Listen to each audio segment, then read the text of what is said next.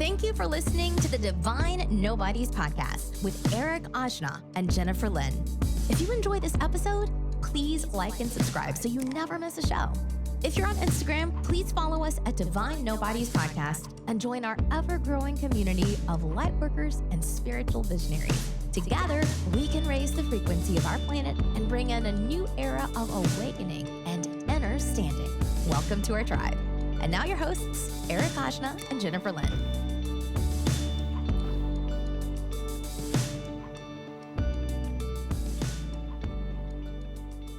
You know, I was thinking the other day, Jen. What were you thinking? Because we did that last episode on the octopus teacher thing. Yeah. Right. And I got really thinking about just a lot of the stuff that we were talking about, which was a great conversation. Yeah. And I started thinking about like the conversation we had about octopus, like during that part of the movie where it died after it mated. Yeah. It's like, man, you think that we have it hard. Imagine what it would be like if that happened to us, you know? So imagine like going out on a Saturday night and just bringing some random woman home or some random guy. I guess you wouldn't do it random then. You'd be a lot more selective. Yeah, You're like, you'd have sex with them and die. Yeah. I mean, that would really suck if it wasn't any good. You're like, oh man, I died for that. I know. Oh, and womp womp. Maybe there's a reason for that. I mean, if that were the case, we'd pay a little bit more attention of who we, have that experience with. That's true. But it's just such a crazy thing. It's just sort of like a random thing. It's like almost like nature giving you the middle finger and being like, fuck you. Yeah. You know what I mean? That's true. Yeah, but that's interesting. True. Welcome, everybody, Divine Nobodies podcast. We're back here. We got a lot of things to cover, mainly about the dream realm, because we've been really active, me and Jen, over the last couple weeks or so. Yeah. And dreams have been a pretty pivotal kind of part of our lives and our journey so far. Totally. And I wanted to actually open it up by sharing actually the story. And Jen, it's interesting because we both have our dreams that we wanted to share on the podcast, which I thought was really, really important because I normally we're both very active in the dream realm. Yeah. I have a dream every night, pretty much. Yeah, every night. And I think that maybe the deeper that you go into your, psychic mediumship, maybe those things are becoming a bit more vivid on top of what you already go through. But I've always been very, very active, but I tend to sort of collect a lot of wisdom and a lot of sort of premonition type of things from these dreams. And the other day, I had this really vivid dream. Of course, aliens were a huge part of that because for whatever reason, could be what's going on in the world right now. Source is sort of pumping that through my consciousness. So I had this really vivid dream and I woke up. And what I did differently this time is I hopped on my phone, my notepad, and I just channeled. It must have been 3 a.m. in the morning. I still had one eye open and one eye closed. And I just felt compelled to write. And so I was on my phone and I was just letting it flow. Like I was letting it flow and wasn't really too concerned with it making grammar, punctuation, making sense, just trying to get it out. Exactly. But and then I did that and I realized it was 4 a.m. in the morning and I was like, okay, I got to go back to sleep. Otherwise I'm going to be a zombie today. So I wrote it and then went back to sleep. And I remember waking up and telling you about it just being like a really vivid dream. And then as the day went on, I actually forgot about it. So I'm grateful that I wrote it down because that's what happens in dreams, right? Yeah. So the fact that I was able to recollect it and I wanted to kind of read it off in so many words, but you had a dream too, right? Was it kind of the same thing? I did. Yeah. What I can remember of it, but I wish I would have written it down. Right. And normally I do write my dreams down, but, everything is just a crazy mess in our room right now. So, my dream book, was put away. So I didn't have it handy. So I didn't write it down. And because of that, I only remember bits and pieces of it, but it's short, so I'll just share it real quick. I was on a spaceship, on a different spaceship, and there were windows. And one of the crew members that was on the spaceship, they were like kind of alien, kind of human, but more human looking. They were like, I was looking out and I was like, oh my God, I see a spaceship. And they were like, oh, really? And I was like, yeah, I see 3. So there was a larger one and then 2 smaller ones. And they were like, well, if you're lucky, maybe they'll try to communicate with you. Ask them a question. And I said, okay. So I telepathically sent them a message and then they started communicating with me telepathically. I didn't get to see them. I just saw their spaceship, but it was, this is the only part that I can remember, is the message that I was given was, to not to not be afraid, that I love you and I'm just here to help you. Yeah. So that's the only part of the dream that I remember. But the spaceship was kind of like a little Star Warsy, Yeah. but it was kind of triangular shaped. Yeah. And the top looked like a giant piece of bismuth. Bismuth. But yeah. Bismuth alien as fuck too. Yeah. You it is. said the bismuth was on top of the spaceship? Yeah, like the whole top part, but it wasn't colored like bismuth. It was colored like a dark color, but it had the same type of shape. Oh, it's you like, know how it's like, Blake cast those? Yeah, it almost reminds me of like Squares. Doc Brown's DeLorean, where they like use Yeah. trash in order to power the spaceship. Yeah. Maybe like they used bismuth in order to somehow extract energy Maybe. from it. Yeah, maybe. I don't know. And Pretty cool. it's pretty common to see like those triangular type of spaceships too. Mm-hmm. So it seems like something that may actually happen. Maybe like and based off of the message that I guess was shared, I know it was very practical, but Yeah. very, very powerful coming from our alien friends. Yeah. Could have just been the Pleiadians being like, hey, you have opened the neural pathway through your mediumship. Yeah. And now we can communicate back and forth. Yeah. You know, so Yeah. just like they say, in order to sort of strengthen that muscle of dream recollection, the best thing that we can do is start writing them down. For sure. And that's the one thing that has really, really worked for me is writing them down. I know it's like an arduous thing because the last thing that you're thinking about after you have a dream like that at 3, 4 a.m. in the morning is to write it down. Mm-hmm. But even if it's just a little bit, even if it's just a few sentences, just like you, somehow the brain remembers it. And it strengthens, I imagine, the pineal gland, which is responsible for, your interaction with these realms. And you can create more vivid dreams. You can create more astral projections. And the more you strengthen that, you'll find yourself in full-blown experiences of vivid dreams, lucid dreams, remote viewing, astral projection. Absolutely. And I actually, my dream book, I went back from several months ago, like 6 or 8 months ago, and was reading some of those dreams. And I was like, I don't even remember having these dreams. It's a good thing I wrote this down. Yeah. Because I have a dream every night. I mean, and some of them make sense, some of them don't, but Yeah. It's hopefully like, eventually I'll see a pattern. Yeah. People have always told me, especially partners, that I'm very active in my sleep, which is like I move around a lot. Mm-hmm. And some have even told me, they're like, yeah, it sounds like you're like having an entirely different life in your dreams. Yeah. I mean, you are. Yeah. And I start thinking to myself like, hey, maybe when we're asleep, we're actually living. I think about this more when it comes to cats, right? Yeah. Because cats spend a lot of their time sleeping, right? Yeah. And don't really do a whole lot of else. So I'm wondering if maybe cats have their real life while they're sleeping, and while they're here with me, they're actually dreaming. Oh, Yeah. that's an interesting theory. Yeah. Yeah. And I mean, that could very well happen with us too. Yeah. But I'm awake for the most part, but maybe my version of awake in this realm is actually more of a dream world in the other. Because, you've had mystical experiences, or some people on plant medicine, they always say that same thing, which is that reality felt way more real. Mm-hmm. Way more tangible, way more vivid. Yeah. Especially in like in astral projections or lucid dreams. So that type of vivid always seems like it kind of accelerates higher than our 3D sort of perspective. So you never know. We could actually be dreaming right now. Yeah, we could be. I mean, and dreams, it's interesting about dreams. Dreams could be a past life memory. Dreams can be a message from an angel or spirit guide, or even from a loved one that has passed on. There's the dream realm is so cool because it can be so many things. Right. It can be so many things, and there are no limits. Yeah. There are no limits to what you experience. So my dream was in the same vein as kind of yours with the aliens. Mine was a bit more vivid. And so I'm just going to read this off as quickly as I can because there's some information here and we can talk about it. Yeah. But I'll go ahead and start. All right. I had some like Star Wars music to play while I'm reading it off. Yeah. Dum, dum, dum, dum, dum, dum, dum. I represented the 11th congressional district of the astral realm of heaven, Earth, right? So in my dream, Earth actually was a part of heaven. And if you actually look at a lot of esoteric teachings, the way that they consider heaven is space. Okay. And because space consists of space, Earth exists on that realm. So Earth is a form of heaven, just a different sort of variation of heaven. Okay. So on the vibratory scale, Earth may be a little lower than the higher realms, but Earth still exists in heaven. So I represented the 11th congressional district of the astral realm of heaven, Earth. I feel like I should do this in like a chat, like a Bashar type of way. Okay.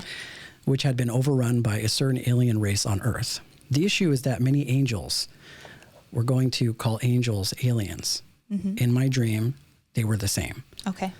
The issue is that many angels, aliens, who were sent here are being absorbed by this race and falling victim to their self-centered ways. Earth was meant to be a training ground and a pass-through plane, but certain races made permanent homes here where they shouldn't have, causing this influx of reincarnates to continue occupying this space when the goal should be to move forward into the higher realms. These races are influencing humans to become dependent on the luxuries of this realm by limiting their evolution and causing them to perpetually return here. This is the goal of Buddha and Jesus, etc., was to try and push us forward by giving us tools to remove the programming so we can escape this realm and return home. The left and right are mainly the lizard races, and the left are various races also too of Pleiadians, Arcturians, Lyrans, but both sides are falling into the polarities and contrasts of karma here on Earth. All alien races know that to transcend is a spiritual endeavor and not a physical overcoming.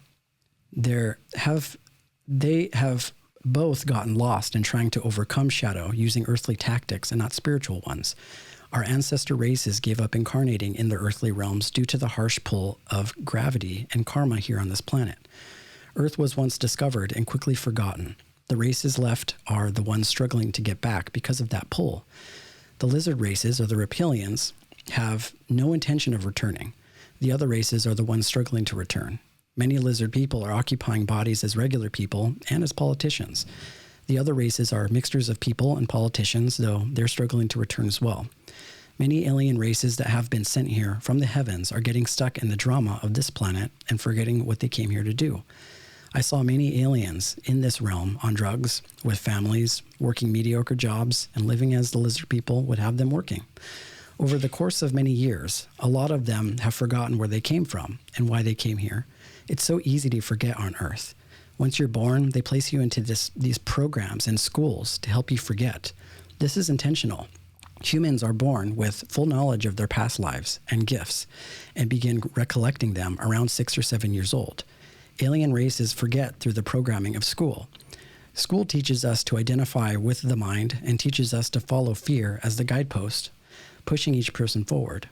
Fear is a primitive mind quality and keeps you latched onto Earth and asleep to what is true.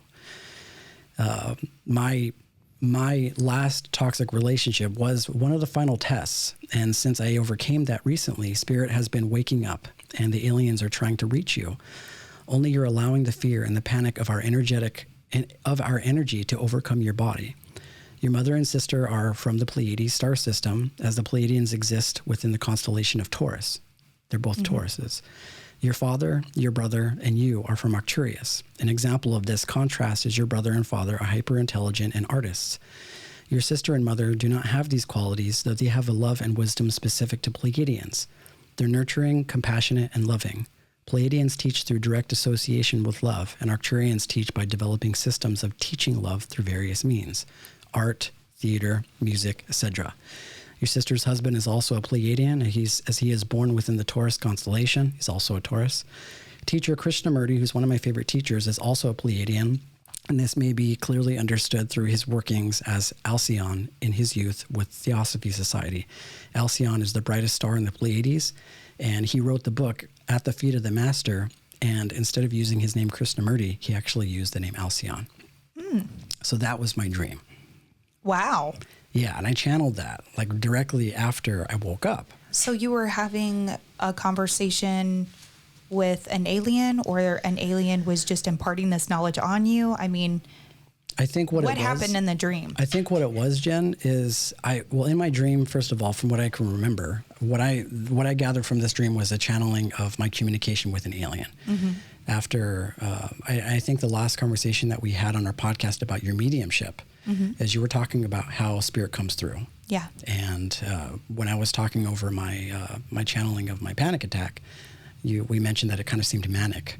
Mm-hmm. And the way that information comes through your consciousness, it just sort of becomes a stream of thought. Right. So there was something that was compelling me to write this down. To write it. Mm-hmm. And I wasn't too concerned with exactly who it was, but it was almost like this, as I started writing, that something else was moving through me. So, okay. So when you woke up, you didn't actually have a dream. This was more like you were awake and you were channeling. I did have a dream. The dream that I had was I was being chased by these politicians. Okay. That were, in my mind, they had these sort of shifting faces where, in my mind, because it was very abstract, these were guys in the government, probably somebody that we'd find at the House or the Senate, and they were chasing after me. Okay. And I remember looking at their faces, and they had faces of familiar people that I knew that actually work in the House and the Senate. You know, Senator Cruz's, the Hollies, like the Ron Johnsons, like these people were there. Okay. And I kept looking at their faces, and it kept shifting into these sort of weird anthropomorphic alien figures. Okay. And I didn't feel safe with them. And they knew that I knew who they were. So they were trying to sort of silence me. Okay. So this whole goal was trying to escape the clutches of these people. So when I woke up, although it wasn't, it didn't exactly communicate to whatever it is that came out of this channeling, it inspired me to pick up my phone and actually begin channeling. And that's when I felt like that there was something else through me that wanted me to convey this message to me. I mean, that's kind of like what Barbara Marciniak said happened whenever she was writing Bringers of the Dawn, right? She talks about that in the beginning of the book, how, you know, all of this information was just like channeled to her in that way. So very similar. Yeah. And, you know, when you read Barbara Marciniak's Bringers of the Dawn or Earth, the Living Library, she also has a book that's called that. They talk about a lot of starseed individuals that are being born on this planet right now. That have direct connections with these alien races, like the Lyrans and Arcturians, the Pleiadians. I mean, this is not new for our podcast because we talk about it a lot. Right. But I notice a lot of people, if you go on, you know, platforms like Instagram or YouTube, or even just the information that seems to come for us, there seems to be this sort of accelerated, constant reach of alien information that is coming through. We didn't really make the intention to just consistently talk about aliens, but there's just something in the air right now when you listen to people like Joe Rogan or Elon Musk, and you see, you know, the government declassifying UFO information and stuff like that. It just seems to be something that's happening. Absolutely. I'm gonna take this back to an even older episode of ours. Whenever we had Sophia Araya on, and she was reading your Akashic records. I don't know if you remember her saying this, but she said when we were in the spaceship that you have the blueprint. So you just need to ask for it, and they'll start to give you the blueprint. So maybe next time you start having this channeling session, you need to ask for the blueprint. Yeah, absolutely. And, you know, I would get information like that through things like meditation in my waking state, but never before has it come so vividly from a dream. Yeah. And you know cool. What they say, around 3 or 4 a.m. is when the spirits are most active. And that's true. That could very well mean that those, on top of that, there have been a series of sort of, I wouldn't say spiritual things that have been happening in my home recently that sort of contributed to that. Yeah. So maybe that, you know, that sort of spiritual activity that's happening in my home is, you know, some alien race trying to get in contact with me. Maybe. You know? And the one thing that I did realize is that after I had my last relationship, which you were privy on, because you knew how difficult it was for me to get over.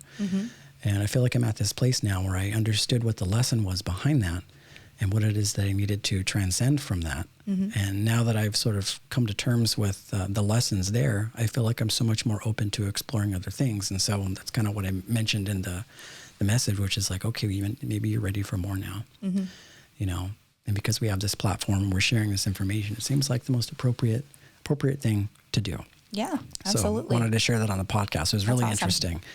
So, you know, pay attention because those aliens are out there, those, you know, reptilians. You know, and that makes very good sense, right? You know, just knowing how corrupt everyone is on both sides. And it doesn't matter, you know, what area of politics you're in, there's so much corruption.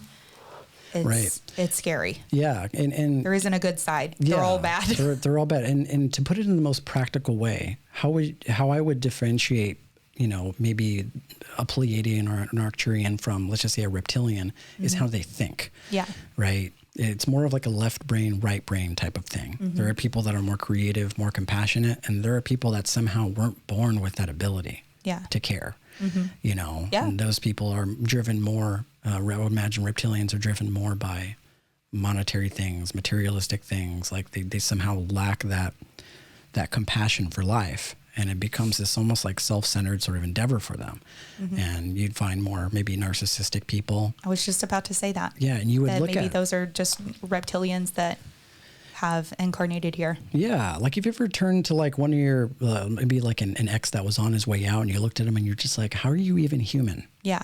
How do you even exist? Like there are some people that like you can't understand, and you know, people that like narcissists are a perfect example of that. Like you can't wrap your brain around the fact that someone doesn't give a shit in this type of way. Yeah. Like they don't get it. They don't even get it. Yeah, like they don't even realize it. It's not that they're doing it to be malicious. They just are not capable of having that type of emotion. Yeah, like maybe on their planet, like that. That's normal. It's normal. And maybe when they came here, they came with that same sort of logic. And it's kind of weird to us, and in the grand scheme of how the universe works, if they were on their own planet doing that, maybe it wouldn't be seen as bad. But when you're contrasting that with all of the different dynamics of aliens that exist, that oppression is very noticeable and very clear. Absolutely. But you're absolutely right. On both sides, you can see it. Yeah. And that leads me to, and I'm not like a person that believes in a full-blown Aldous Huxley type of utopian society, because that doesn't work either. Yeah. Brave New World was a perfect example of that. It's just about being like mindful and compassionate, right? And I believe that we could be a lot better off without being so constricted and so confined within the clutches of the government that we have. Absolutely. You know, because the fact that we even have a government is almost like admitting that we don't fully trust ourselves to moderate our lives. Right. It's like somehow there's that idea that there's this primitive side of us that unless we're governed by a higher power, we're just going to go fucking shit up. Yeah. And that's not true. Right. And when we have situations where people are like, yeah, well, there are violent people. Well, those people are violent as a result of the conditioning of being a part of a violent society. You know, Jiddu Krishnamurti has this quote that says, "It is no measure of wealth to be well-adjusted to a profoundly sick society." Yeah. Right? A lot of what we know about violence is learned behavior from things like video games and movies and, you know, different interactions with other people. Other humans. With other humans. Yeah. So definitely something to consider. But I think the main topic that we wanted to touch on today was dreams. Yes, dreams. Yeah. So I thought that this was pretty interesting. I looked up the most common dreams, right? I wanted to see if you've had any of these dreams and kind of how you interpret these dreams. So I have interpretations for all of them. And I kind of wanted to see how they line up to if you've had them or what you think. So the first one, the most common dream is a dream of falling. Have you ever had a dream of falling? Oh, absolutely. I still have dreams of falling. Do you believe that myth that if you hit the ground before you wake up, you'll die? Oh, no. I actually You've never heard heard that before. Oh what my is that God. about? That's a super common myth, right? That if you hit the ground in your dream and actually die in your dream, that you'll die in real life. That's not true. Oh. But it's just like, is that one of those like old grandma telling you not to leave your purse on the floor because it's bad luck type shit? Yeah, that type shit. Exactly. Yeah. No, what I translate falling is, emotionally and spiritually, almost like normally that happens to me the second like you fall asleep and then you wake up really quick. Yeah. Like you catch yourself falling asleep. I think that's the feeling that I get, is you're going from that transition between being awake and sleep, and somehow you catch yourself waking up in between, manifests itself as like a dream that you're falling. Yeah. You know, and that is one of the explanations. So there's multiple. So you're right on the first one. Yeah. I feel like I'm on a game show. Yeah. So it can also be a symbol of that something's not going well in your life.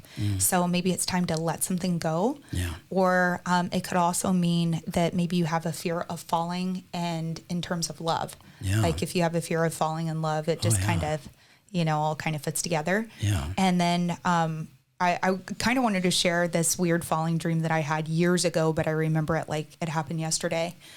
Everything was in neon color.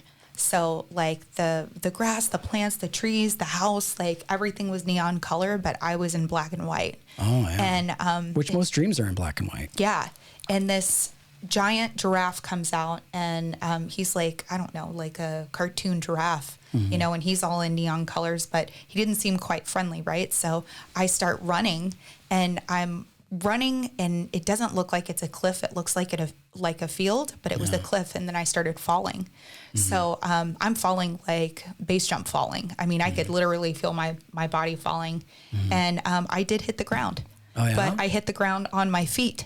You just and then, bounced like a ball? And then just walked off. Yeah. Wow. So that's how I know that's not true, because I actually did hit the ground in that dream. Yeah. But yeah, you know what? I read somewhere that the reason why most dreams are in black and white, and also they talk about like you can't really read things in your dreams. Like if you try and see words on a wall, or like try and open up a book, it's all squiggly. Yeah. And it's because there are certain aspects of your brain that are also sleeping. Yeah. And certain aspects of your brain that you can only really use or wants to be used while you're awake. So that's the reason why when you're asleep, it's very limited. Yeah. I heard you can't see yourself in mirrors either. Exactly. That too. Yeah. That too. I don't know. I've never tried. Yeah. I've tried to read things in my dreams and I just can't do it. Like it'll just be a play sight and I'm just sitting there and I'm just like trying to figure it out and I can't do it.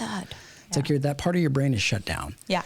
You know, what I'm gathering from what you're saying about these dreams just from the beginning is that there is the literal interpretation, the things that you experience, and then there's the emotional, metaphorical perspective. Right. Which is what I'm really concerned with, because that's what I feel like it is. Yeah, that's what I feel like it is too. But sometimes it could even be a double meaning, you know, especially since dreams are also, you know, like messages. Right. It could be messages from your guides or whatever. So, okay. So the second most common dream is being naked. Being naked? Yeah. Have you ever had I've never had a dream where I've been naked. I've had dreams where I've been naked with somebody else doing the deed. Oh, well, but not just straight up like noticeably naked. Yeah. Have you? I've never had a naked dream, like showing up to work naked or something like that is a pretty common dream, or showing up to school naked. So what does it mean, Jen? So supposedly it means you're being fake and you're not being your true self. Makes sense. Yeah. Yeah. Because clothes are kind of like that outward expression of who you are. So if you're not wearing clothes, then you're very vulnerable and everyone's seeing like your imperfections. But there's also another way that you can spin this too, which is like being naked represents vulnerability. Yeah. So absolutely. being naked could mean that you feel exposed. It could mean that, like, you know, maybe in your waking life, you are externalizing more of who you really are inside. Exactly. And you feel naked, you know, and in a lot of these sort of Eastern spiritual practices, they look at the idea of being naked as being more fundamentally true to who you are, because your conditioning, which I guess in opposite to what you're saying, are the clothes. Right. And at the core, all of us being naked represents pretty much the whole. Yeah. So maybe being naked represents like this feeling of being vulnerable and absolutely being purely you. Yeah.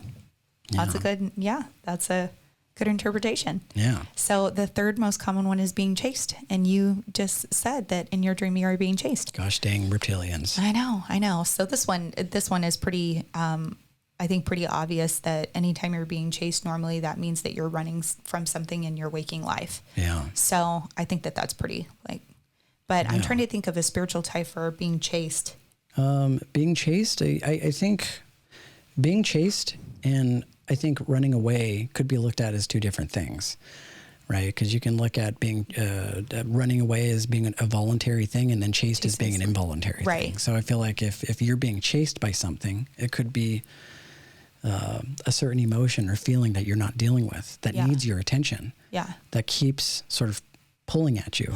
Yeah. But you keep running away from it. Like you keep looking away from it. And in being chased, I mean, that's just, it could be you running away from your issues. It could be you running away from your problems. I was thinking about your dream, and maybe being chased was symbolic of you running from, and maybe not purposely, but you running from information that these aliens were trying to give you. Exactly. That could be it. Yeah. That could be it. Because, you know, when we think of receiving information in any way, we look at it in a way that feels most comfortable to us.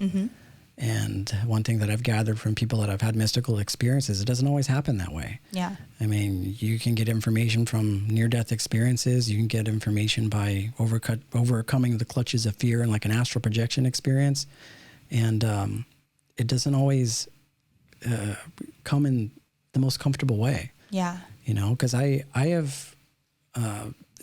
astral projection is a perfect example of that, because anybody that's astral traveled, they'll know that the vibratory stage, that state right before your spirit leaves your body, is not comfortable. It sucks, actually. It doesn't feel very good, because you feel like, one, your whole body's falling asleep, and then what happens is the ego comes in and is like, there's something wrong, you're dying, literally feels like dying. And a lot of people stop at that point because it's not a comfortable feeling. But what they say is you got to keep pushing forward. Like, don't be afraid. And once you get past that and your body separates and you're kind of connected through this thing called the silver cord, that's when that information comes. But then there's another thing that people deal with, which is they somehow think that once they enter into the astral realm, that there's just going to be a bunch of spirits that want to attack you. Yeah. And that's a very real thing that, you know, is a concern, because there are spirits that possibly would do that. You just have to keep to yourself and just trust that the power that you have is, you know, stronger than any other spirit. That's right. You know? That's right. Yeah, but I think that could be true. That could be true. It was just maybe running away from some really important information. And, you know, any kind of important information comes with responsibility too, right? So, and what you're going to do with that information. Yeah. So, all right. So the next most common dream is losing teeth. Have you ever had this dream? Yes, all the time. Yeah. Losing teeth. This is a very common dream. I didn't realize how common it was. Yeah. And you know, as all the dreams that I've had of losing teeth, I never actually bothered to look at the meaning behind that. All right. So do you want to know? Yeah. So since you use your mouth for communication, it usually means you've said something that you wish you didn't say. And to masticate. Ugh, that's such a gross word. It sounds so naughty. Yeah. Or it could, it may be something surrounding vanity. Like if you have any insecurities about your face or your teeth or your mouth or breath or anything like that. You said the first one was about saying something you didn't mean to say? That you wish you didn't say. Oh, I see. You know, whether it's you said something, you know, that was embarrassing, that you were embarrassed that you said, or, you know, whatever. Yeah, But story of my life, pretty much. Yeah, but teeth is a symbol of losing your personal, teeth falling out is a symbol of losing your personal power. So if you feel like you are powerless in some way, you'll have a dream about losing your teeth. Oh, it's interesting. And when it comes to teeth too, I often have these dreams of like clenching my teeth so hard that it breaks that them. They crush them? Yeah, it crushes them. Like I somehow can't, you know, soften up my grind. It's just sort of like this, you know, they're locked in. Yeah. And I never knew what that was about. I think imagine that probably points to some level of stress. Yeah. But it makes sense. And here's an old Southern wives' tale. If you had a dream about losing your teeth, that you're going to lose money. Oh, really? I didn't read anywhere about losing teeth where it was related to money. I don't even know where the hell that came from, but that's another Southern thing, I guess. Yeah, pulling teeth. Yeah. It's like pulling teeth with you, Jen. Pulling teeth. Yeah. That's interesting. I didn't know that. Good to know. Okay, so another common dream is a dream of dying. So have you ever had a dream where you died? Oh, yeah, absolutely. The one thing that I noticed, someone you know died? Not somebody that I know, but people in my dreams that have died, which I imagine is probably a past life thing. But one thing I notice about the being, you know, dead thing is that you always get to the point of death and then you wake up. Yeah. Like you never ever get to experience it. It's like you get into these situations where like cars coming at you and right before it happens, you wake up. Yeah. So that's been my experience. So I think this is pretty, I think this is kind of like an obvious one, is having anxiety about change or fear of the unknown, because nobody knows what is on the other side of death, right? Like nobody really knows. I mean, people can speculate, and, you know, we have read about and know people who have had near-death experiences that have pretty good insight into what happens, you know, and you worked in an area where we have pretty good insight, but you know, I think it's a personal experience for everyone, right? Yeah, it's basically like the death card in the tarot. Yeah. You know, I mean, that is how you translate death in the tarot pretty much points to how you operate in life, because there are two types of people when it comes to pulling the death card in tarot. Yeah. Because there's one type of person that'll just freak the fuck out. Oh my God, I'm going to die. Like, does this mean I'm going to die? And they'll throw their cards across the room and they'll yell out their psychic and they'll try and forget that experience ever happened. Right. That's something that I think everybody goes through at the very beginning. Yeah. They're like, what does this mean? And then there are the other type of people that once they pull the death card, they see it as probably one of the most powerful cards in the tarot, because as part of the major arcana, it represents change. It represents transformation. Right. So if you can get past that sort of grimace of, you know, death in that card, and you can look at the hidden meaning, that's probably one of the best cards that you can pull. Yeah. If you're somebody that, you know, is in the midst of great transformation or change, or it could actually help you make a really important decision about a relationship, about a job, things like that. Yeah. Yeah. I mean, especially when it comes to relationships, if that's your question and that's what you're asking, you can pull the death card. Yeah. I mean, just heed the warning, like that relationship really is dead. And at this point, all you're doing is wasting your time. Yeah. So yeah. And that keep that in mind. Exactly. And that relationship can be the greatest catalyst for change and transformation. Absolutely. Remember this one time I pulled the Tower card, which Tower card, I'm just, long story short, is kind of the same thing as death. Yeah. When you see the tower, it's like this tower on fire, this castle on fire, and there's a bunch of people jumping out of it. And the second you see it, you're like, oh, what does this mean? It's so dark. Yeah. I remember this one time I pulled the tower and I freaked out. And I shuffled it back into the deck, and I just sort of like looked around, and then I shuffled the deck again, and then I pulled it again, and I pulled it a second time. I'm telling you, if you make the intention to pull, you know, some wisdom, some real shit from the tarot, it'll tell you what you need. It'll tell you. Yeah. Have you ever talked to a dead person in your dream? Like maybe a loved one, a relative? I have, but I couldn't tell you or remember what they said. It was more of the energy and the sort of pleasantness of being there with them, which was my grandma, Irene. Yeah. And that's an interesting way that the dead can come and visit you and comfort you is through your dreams. Mm-hmm. And I told this story, but I had a friend that committed suicide, and she came to me the next day in a dream, and it was the most lucid dream I think I've ever had, was having that encounter with her. Oh, really? Yeah, which I've talked about a little bit, but so that can also mean like unfinished business with that person, and maybe they have a message to give you. Mm-hmm. And animals also will come to you in dreams as well. So if you're missing an animal, you can just ask them to come to you in your dream, and they will. Oh, yeah. Imagine like you're just in your REM sleep and you just hear a little meow, meow, meow, meow. Aw. Yeah. Little animal kingdom. Okay, so what about, have you ever had a dream about taking a test? Taking a test? Mm-hmm. No administrative sort of roles I've played in my dream, which involved me having to pick up a pen and write down stuff. I've never had to do that. Not like being late for a test or anxious about a test at all? No, never had that. You know, I've actually had that dream a couple times in the last couple of years as an adult. Really? And and in my adult self, I was late for school. Oh, really? I haven't been to fucking school in a long time, you know? Oh, yeah. But it mostly means that you feel unprepared for something that is happening. Yeah. So if you feel like if you're in your dream, if you're late for that test, you're feeling unprepared, or if you fail a test, it's kind of the same thing. Just you didn't prepare ahead of time for whatever is happening. I feel like that would be a dream that you would have often. Yeah. Because you like to be prepared. I do like to be prepared. Both in your professional life and everything else. Yeah, I do. I don't like the unpredictable when Yeah. I don't like that. Yeah. So cheating, this is a really common dream too. Cheating? What kind of cheating? Yeah. Any kind of, like relationship cheating. Oh, okay. Like either you're cheating on someone or someone is cheating on you. Because a lot of people believe that like, oh, this is a premonition, you know, like, oh my God, if I had a dream about my spouse cheating, they must be cheating. I mean, it's possible. Sometimes that is the case. Yeah. But most of the time it isn't. But sometimes it is. Sometimes it is just your, a deep down, your voice, right? Your internal voice saying like, hey, you're ignoring these things. Right. Those premonitions are real things. Yeah. I remember reading somewhere that there's a few people that gathered information from the dreams that came as premonitions in real life. One of them was that the 9/11 victims actually dreamt of the towers falling prior to them happening. Yeah. And then there was Lincoln dreamed about being assassinated before he was assassinated. Yeah, absolutely. And then 19 people dreamt of the Titanic sinking before it sunk. Yeah. And then Mark Twain dreamt about his brother passing. And then another form of these premonitions is Larry Page, who is, I think, the original guy from Google, came up with the idea of Google through a dream. Interesting. Right? And then Tesla came up with the alternating current generator from a dream that he had. Yeah.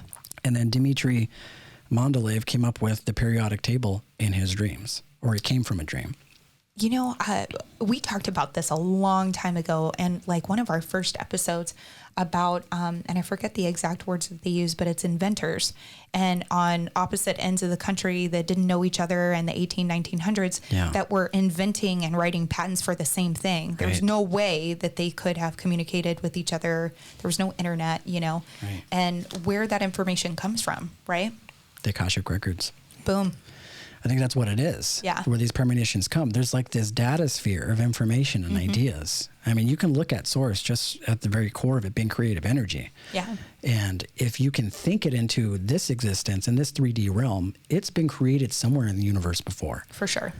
Whether or not it be in dreams, whether it be in past lives. I mean, a lot of people think of Earth as only being existing as long as we've been in it and as far back as we can go. But there could have been multiple, if not hundreds and thousands of races exactly like ours that have gone through this process of de-evolution, evolution, destruction, de-evolution, this cycle, because that's what Earth does. Yeah. Earth goes on this cycle of getting to this singularity point. They call it a singularity point, where we become almost as intelligent as God is.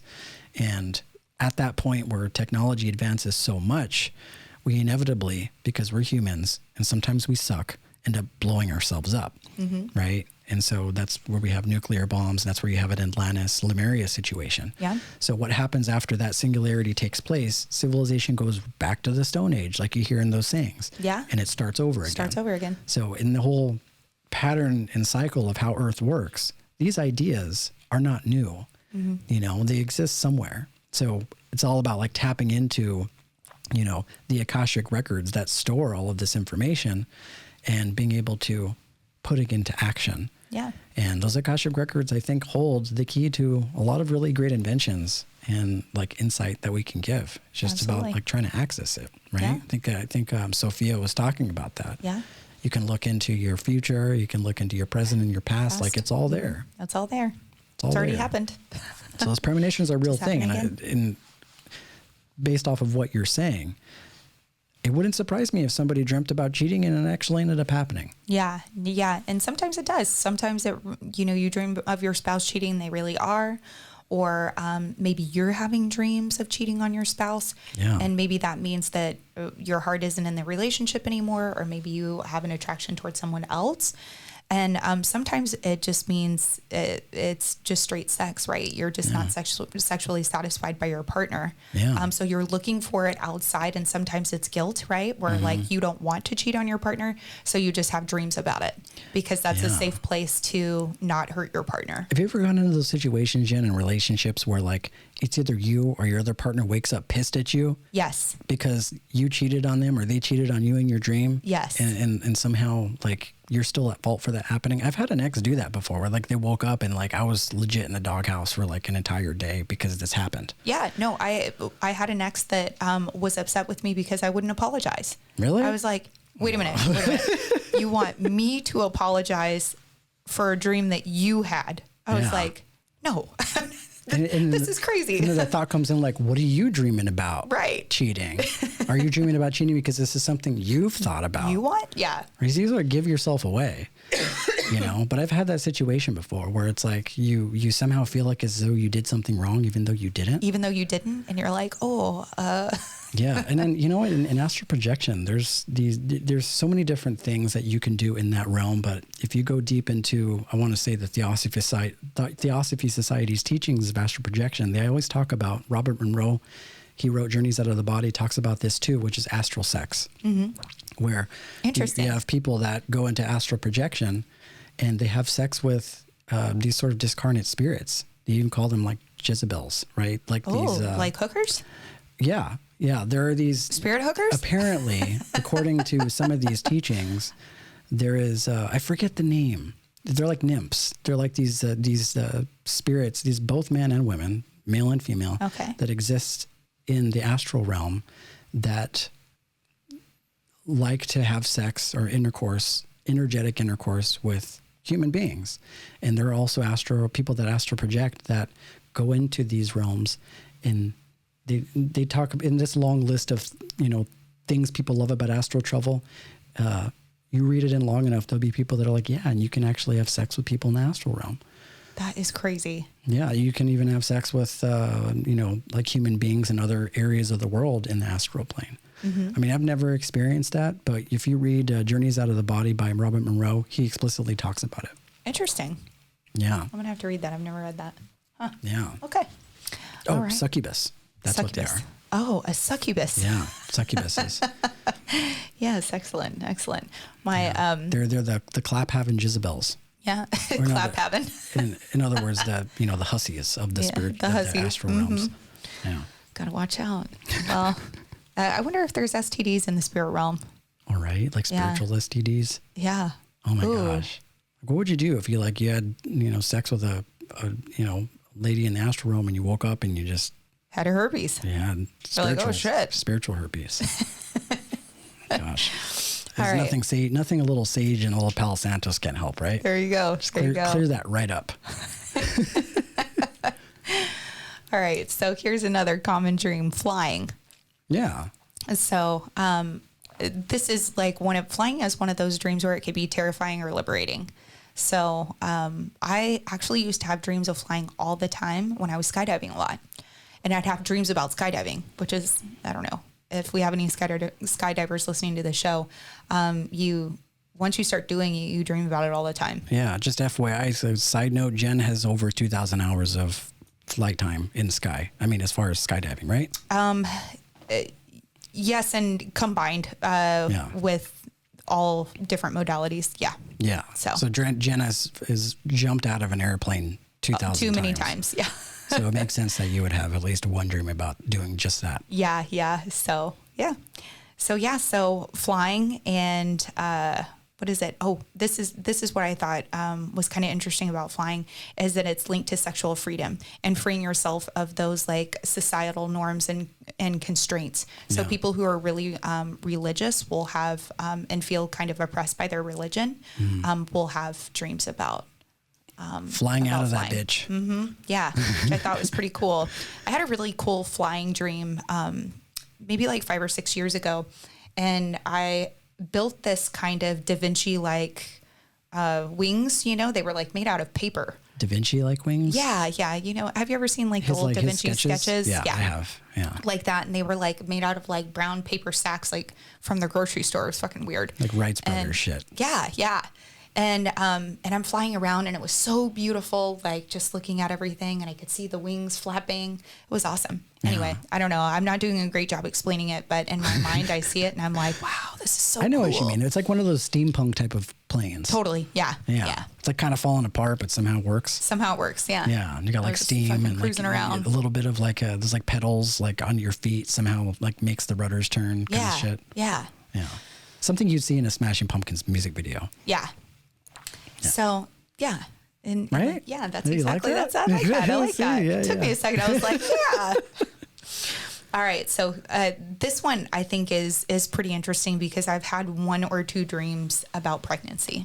Oh, okay. And pregnancy is normally related to creativity, right? So giving birth to something new. Yeah. Right? It doesn't necessarily mean that you are pregnant or someone you know is pregnant, but sometimes it does. Yeah. When you wake up one day and like you tell Jeremy and just be like, hey, I'm pregnant.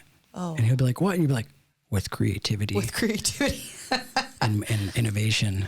I mean, it can totally be a fear of being an inadequate mother, which is the fear that I have. I feel like I wouldn't be a good mom because I don't really like kids. I don't really like enjoy their company is the problem. Yeah. So well, kids can be assholes sometimes, you know? Yeah, they fucking can. But I think there's a difference, like, because I've known people that like they don't like kids and they swore they never haven't, but there's some sort of like biological mama bear thing that comes out the second you see your kin and you're like, okay, I get love it. my child. Yeah. You guys are assholes. Yeah, but what happens if that doesn't happen? Because I do know people like my mother and that didn't happen to her. So, Yeah. And then you're like, well, fuck, what do I do now? I can't put it back. Yeah, imagine you could like teach her how to do all the cool, amazing shit that you do. Yeah. Yeah. Yeah, I don't know. That's for me. But it also represents like a new job or a new relationship. Any kind of big life change will usually be tied to a pregnancy dream. Yeah. So this is a common dream that I have all the time. So like you have your teeth falling out dream all the time. Yeah. I have the paralyzed and unable to speak dream. Oh. Have you ever had one of those dreams? Well, paralyzed and unable to sleep. I mean, that is almost like a sleep paralysis type of situation. Well, Yeah. as far as how I go through it, it's like you go through this period of not being able to move. Yeah, exactly. And there is a sort of clinical diagnosis for that, which is, sleep paralysis. Yep. And there's an esoteric sort of perspective, which is that, maybe a succubus or some sort of spiritual being is sitting on your chest and not allowing you to move. I think that is the most common sort of like driven by mythologies type of scenario. But then there's this what happens when your body or when your brain wakes up before your body does. Yes. And so there's that lag where you wake up and you're like, why can't I move? And you're like freaking out. It's just because your brain hasn't caught up with your body. Yeah. Kind of like when we were talking about deja vu. Exactly. Yeah. Yeah. Yeah. And that was the explanation that, when you're in REM sleep is whenever this typically happens, because you pretty much are paralyzed at that point because your brain hasn't woken up yet. We got to think about the reason why this happens. And it's actually a protection for you. Because if your brain and your body didn't shut down while you dreamed, you'd end up like 2 streets down the block. Yeah. Like a crazy person. Trying to reenact whatever it is that you're going through in your dream. 100%. Sleepwalking. That's what sleepwalking so is. If you have a ring cam and you're looking at the neighborhood feed of what's going on and you see some guy just randomly walking in front of the camera for no reason, that's what happens when your brain isn't protecting you from your dreams. Yeah. So it's meant to... Or Ambien. Ambien will do that too. Yeah, Ambien will do the same thing, but it disarms you to protect you. Yeah. So the other meaning of being paralyzed or unable to speak in a dream is feeling helpless or like some aspect of your life is holding you back or holding you down. Yeah. So I thought that was kind of interesting because I have this dream so much. And I do oftentimes feel like that, like, oh, I should be doing so much more. Yeah. But the dream, I probably had this dream when I want to say I was like 5 or 6 years old. Oh, wow. And it was Christmas time, and I was playing a video game at the arcade. I don't know, do they even still fucking have arcades? I don't know. No, Aladdin's Castle. I mean, well, you remember what video game it was? I don't. Tell me it was Street Fighter 2. It wasn't Street Fighter 2. It was something where there was a big man sitting in a chair. And I don't even think it's a real Donkey game. Kong? I honestly don't think it's a real game. It was in my dream. Oh, in your dream. Oh, I and, see. Gotcha. The big man that was sitting in the chair was kind of like demonic looking. Oh, okay. And he reached out and scratched my tongue. And he What? said, now you're marked.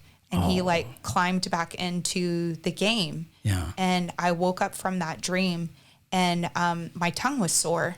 And I was terrified to go to sleep after that for like a week. You woke up from the dream with your tongue sore? Yeah, So it's with like my that tongue situation I had with the needle in the eye. Yeah, with the needle in your eye.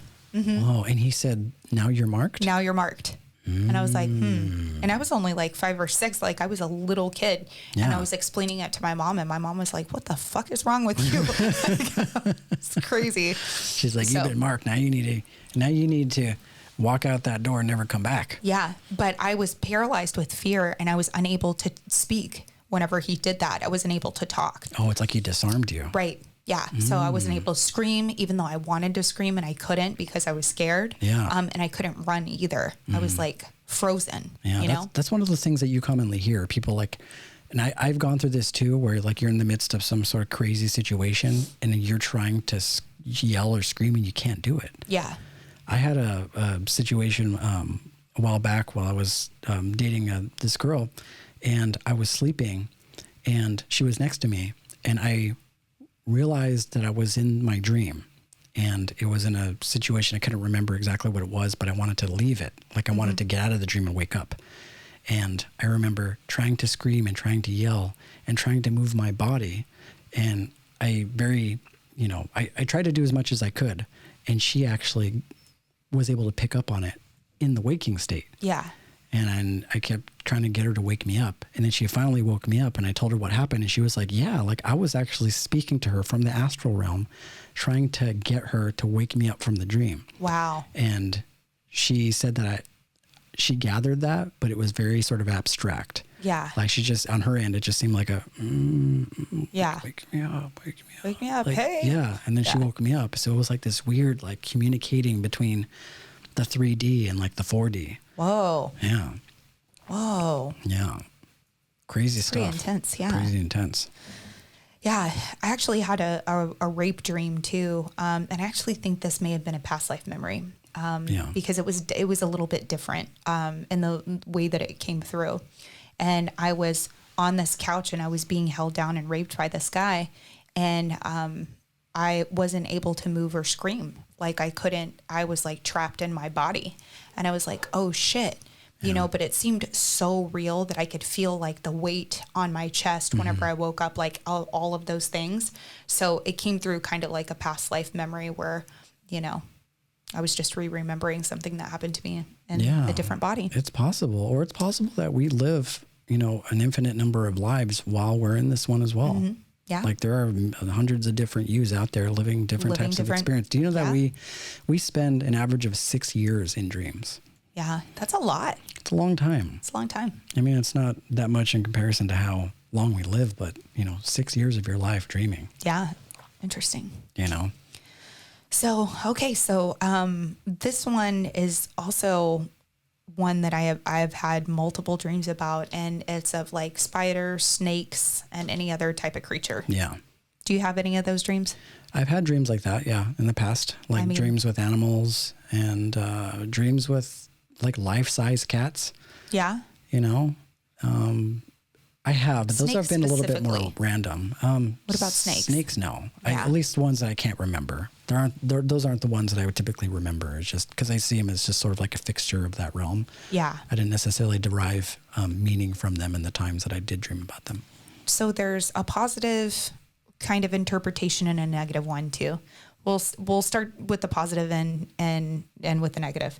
But on the positive side, snakes are a sign of Kundalini, right? So this is like healing, transformation, knowledge, self-renewal, that type of thing. So like a snake, you would be shedding your skin into like in a renewal phase, and having your new body. You're dropping the old stuff. Yeah, dropping the old shit. Yeah. So that's on the positive end, but on the negative end, people dream about snakes, and because they're unpredictable and so many people have such a great fear of them, that you really need to pay attention to what's happening to that snake in your dream. Yeah. Like the way that they're positioned, if they're all tangled up or if they're kind of like free flowing, because that will better help you interpret what exactly that snake's trying to tell you. Yeah. Or if you see a snake with two heads, so that could mean that you're being pulled in opposite directions. Yeah. Right? Yeah. So pay attention to, if the snake is in like dark, murky water, then that, that has a different connotation than if a snake was swimming in clear, like beautiful blue water. And also what color the snakes are. So, and what that color means to you. So say if the snake was red, does red mean passion and love to you, or does red mean stop? Yeah. So, snake dreams are really interesting because there's so many different ways that you can interpret, based on, what the snake's doing, the color of the snake, what the activity is, and what its body shape is. Yeah. And like serpent energy is also a very powerful force. Like you talked about Kundalini. One also thing to consider is that in Christianity, the serpent being, they call it Satan, but my spiritual perspective is that the serpent represents the ego. Yeah. Right. So if you have a dream about a serpent and, that comes into your field, that could also be, I think, point to probably the inner workings of the ego, something that you want to collaborate with and something that you maybe either give too much importance to or not enough. But snakes are very powerful. Yeah. That Kundalini energy, just like you said, that rests at the base of your spine. I mean, that's some of the most powerful force that you could feel once you unlock that. And that Kundalini energy goes up and through all of your chakras and illuminates everything on the way to your crown. It unlocks a lot of potential. It also unlocks a lot of like shadow work to go through as well. So they have definitely like important role in spirituality. Yeah. An alternate meaning of this too is a snake could be someone in your life that you shouldn't trust. Yeah. That your subconscious is trying to tell you like, hey, watch out for this person. They're a snake. Right. Yeah, or it's a true. snake in the grass, you know? All right. So the final one is the end of the world. This is a common dream I have all the time too. I would say this is like probably the most common dream that I have. Mm-hmm. And I would agree with you. It's actually the most common dream that I have as well. Yeah. And this is in the top 12 of most common dreams that everyone has. Really? But this would be my number one, probably. Yeah. And there are so many different ways that you can translate that. But the one thing that I remember about the dreams that I've had about that is they're so vivid that I recall them even to this day, what they were like. Yeah. Like I always remember visions in my dreams of walking down a desolate highway where there's nothing on the highway. And it's sort of like that Will Smith in the movie I Am Legend scenario where you're walking down the highway and the grass and the trees have sort of overgrown the city. Yeah. And it's basically something that would happen when, landscapers don't exist anymore. Yeah. Where everything starts to slowly kind of go back to that sort of natural course of how things move. Exactly. And I remember I always remember walking down this highway alone. And there's always this feeling that like human civilization was a thing of the past. And maybe I'd come across a wall that had emojis on it and thought to myself like, hey, these are hieroglyphics. Like in Egypt, when you go into like Alexandria and you look on these walls and you see these hieroglyphics, you're like, okay, there's some meaning here, some sacred meaning here. And I thought to myself, like, maybe those are just their form of emojis. Yeah. Maybe 50,000 years into the future, when you have these anthropologists or archaeologists going and, coming across like an old McDonald's and they see this thing as like a temple, or they see like a phone with all these different hieroglyphics on them. Those are just emojis, eggplant emojis. Eggplant with the water coming out. With the water come out. So you have like end of the world dreams all the time. Mm-hmm. This feeling of something about to end and surviving it. It's what I always remember is always surviving it. And actually the interpretation of this is that you're undergoing a massive shift under the surface. Like, so you're going through a massive shift in your spirituality. Yeah. So that's whenever you'll start having a lot of these end of the world type dreams. So, and the reason for that is these are changes that you may not see yet, but they will slowly become your new reality. And just kind of like the end of the world, the same thing. Like it's a representation of the new reality. And it makes sense. A lot of people, are familiar with the book of Revelation in the Bible. Yeah. Actually, I was going to get to that. I'm glad that you brought that up. And there are a lot of people that take more of the literal stance. Well, at least a lot of evangelical fundamental Christians take that literal stance that somehow in the future, there's going to be a specific date where Jesus is going to come on the clouds and the 4 horsemen are going to show up and there's going to be like multiple headed dragons in the sky. And then they're going to pick and choose who it is that is suitable to go into heaven. Like, I don't believe that. Yeah. I don't believe that. What I think the book of Revelation is really about, it is about the birth and the death of the ego and the spirit. Right. And the multitude of different sort of challenges that happen inside, like the spiritual sort of reckoning.